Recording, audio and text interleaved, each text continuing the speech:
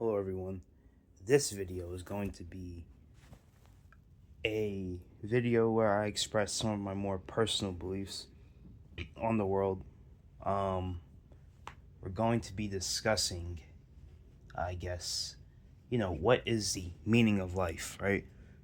This is a question I think everyone has, been asked at least once, maybe have asked someone else, or maybe just at least pondered upon it. This is literally the most relevant question, I would say, at least one, top five most relevant questions to all people.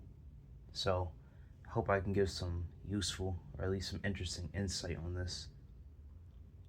Me, I would identify myself as an optimistic nihilist, meaning that I don't really think that life has a set meaning to it.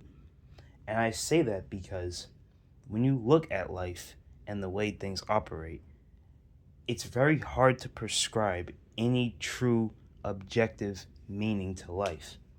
And so when you analyze life and the systems of life and how they operate, it would appear that there really is no set, um,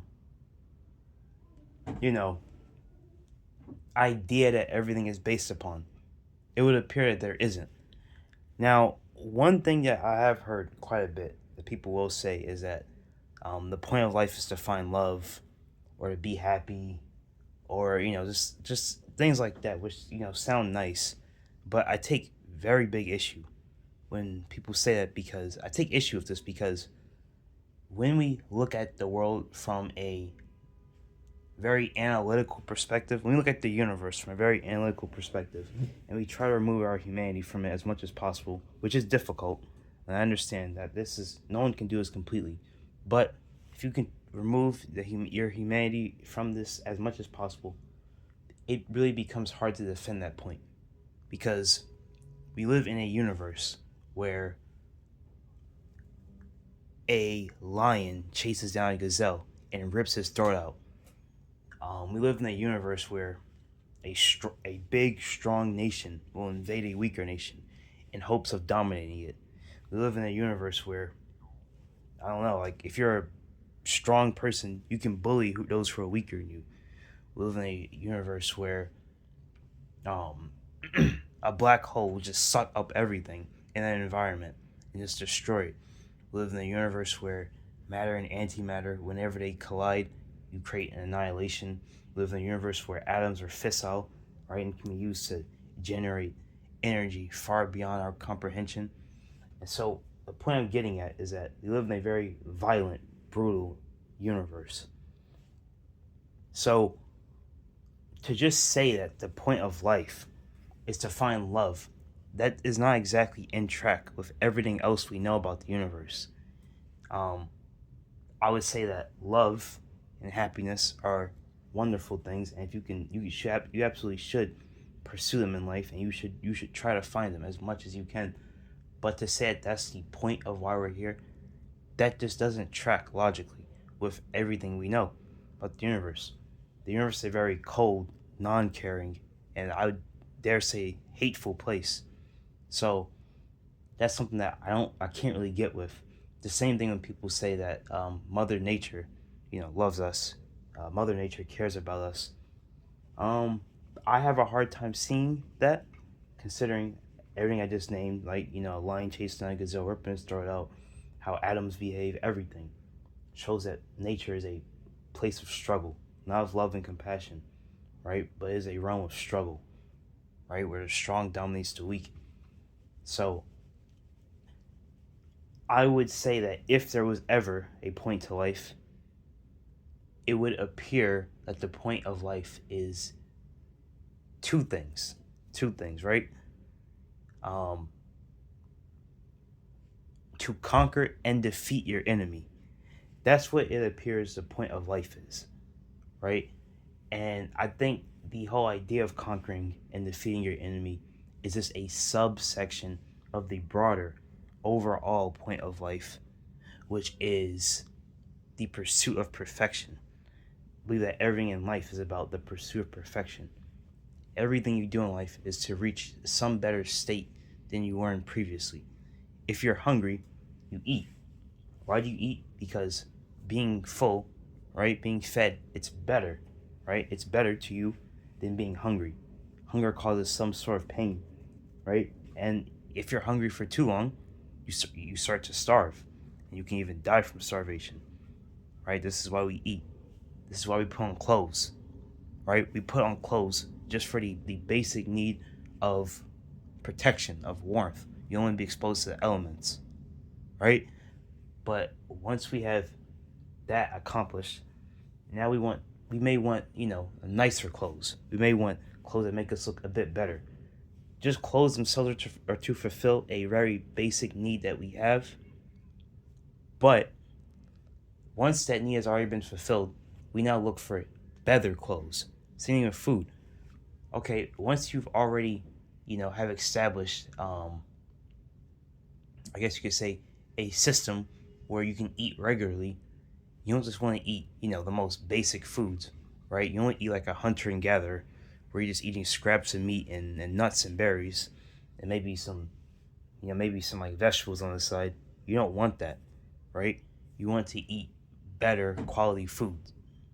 So, um, okay, I mentioned food and I mentioned clothing. The same thing goes for, uh, you know, emotions, right?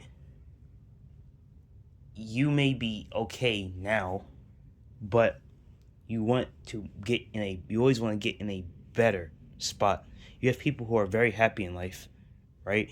But they accomplish something and they say that I'm happy today. Even though that they're, generally speaking, pretty happy in life, but they're saying that because of what has happened recently, I'm even happier, right? Um, so what happened brought them into a even more positive state of being than they were before, even though the state of being before was still positive. Uh, this is the same as, let's say, education. Once you've already learned the bare essentials of everything that you need to know to at least survive on a basic level in life, it's only natural that you may want to branch off into other things to educate yourself on. And so the point I'm getting as I'm connecting all these things is that everything we do is to reach a better state, right? To reach a um, better state is all in the pursuit of the idea of perfection, right? But we really do this all in vain because you'll never reach perfection, right? But what I'm getting at is that nature operates the same way. I think you have to look at nature more so as like an AI almost. You have to look at nature as an actual thinking entity made up of segregated parts, right? But itself is still alive and thinking. So nature moves in a similar way where instead of looking at evolution as this cruel process, right? Like this cruel survival of the fittest process. And although it is still that, but instead of just looking at it as that, also just think about, well, why is this even a thing? And the reason why is because nature is trying to improve the hardware, right? Nature is software, but nature is trying to improve the hardware, right? So each generation, right, of a certain group in an environment, they're gonna have to adapt to the environment, right? And so when you have endless amounts of competition in an environment, the belief, at least the hope from nature, is that the less capable, right, stock won't breed because they'll just die off due to natural causes or they'll be hunted, right, by some other creature. And so the hope is that it can create a new generation of more capable stock of that population, right? Because nature is trying to reach the perfect idea, the perfect form of a gazelle, the perfect form of a lion, the perfect form of even humans, right? This is why nature puts all the species in its it puts all the species through so much turmoil and through so much competition is so I can reach a better and more perfect form of what they once were. So I say this to say that this same logic must now also be applied to a nation, to a state, right? It's only natural that a state would want to grow and evolve to be the best possible version of itself. And so sometimes the way a state may evolve, become the best possible version of itself, it would be through uh, consuming and overtaking other states. So, the same way that you would look at the competition between two rival species, you must also look at the competition of two rival nations, right? Uh, Two nations attempting to outcompete each other. It's the same thing as two different species attempting to outcompete each other. It's the same thing. And so, once you understand this, you have to understand that this falls under the idea of conquering and defeating your enemy, right? The nation is trying to reach a better, more perfect version of itself, and it must do that through conquering and defeating its enemy. And so, I say all this to connect to the idea that I don't really think that life necessarily has a set meaning other than this pursuit of perfection. And the reason why I said at the beginning that there is no meaning to life, but then I kind of almost switched up and said, well, the meaning is, pursuit of perfection, and conquering and defeating your enemies is just a part of that, is because, yeah, the pursuit of perfection may be the point of life, but that's very vague, and it's very specific to what exactly you're talking about, right? Perfection for different people will be different. Perfection for different species will be different, for different nations will be different. So it appears that there is maybe one objective overall, right, meaning to life, but that how it manifests in the lives of different people or different creatures or different states is different. So I think that's pretty much it for my video. Thank you for watching. Actually, I'm not done with my video. I forgot to mention something very important. Um, I forgot to mention why I consider myself a optimistic nihilist. The reason why I do is because, as I said, there's not really any true meaning to life other than the pursuit of perfection, which itself can't really be explained or described in any real, you know, um, I guess, coherent manner. So once you kind of realize that life itself doesn't really have a meaning other than pursuing perfection, you need to ask yourself, what is perfection to you, right?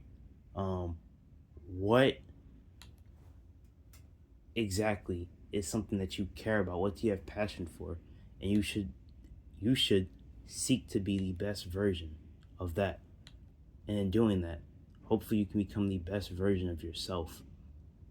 And so through that, that's why I say that I'm an optimistic nihilist, because yeah, life doesn't really have any true meaning, but this is not something to be concerned about, because a lot of people hear this and this maybe brings some sort of grief to them, maybe a sort of panic, maybe a sort of worry, or like a bit of sadness, or maybe even anger. But it shouldn't. You should be happy about this, because then you're freed from shackles of, you know, all these different rules that society may put on you, or culture or whatever. You're freed from these things. It doesn't matter really, right? I think there was a episode in Rick and Morty where one of the characters, I don't watch Rick and Morty, but I think this was said. It's like, once you realize that nothing in the universe really matters, then the universe bends to your will. And I was like, huh, yeah. 'Cause I remember someone said that on a TikTok I was watching. And I was like, oh, that is true.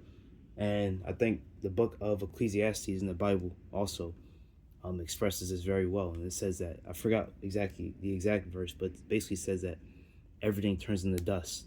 Like everything is just dust. And Yeah, that's something that I live by. Everything eventually is just dust. Like it is what it is. You, yourself, the materials that make you up. At one point, could have been the feces of a dinosaur, and before that, uh, the same materials that make you up could have made up a neutron star from light years away. You're just recycled material. Nothing truly matters, so don't take life too serious. That's what I would say. And thank you for watching. This video is actually now finished.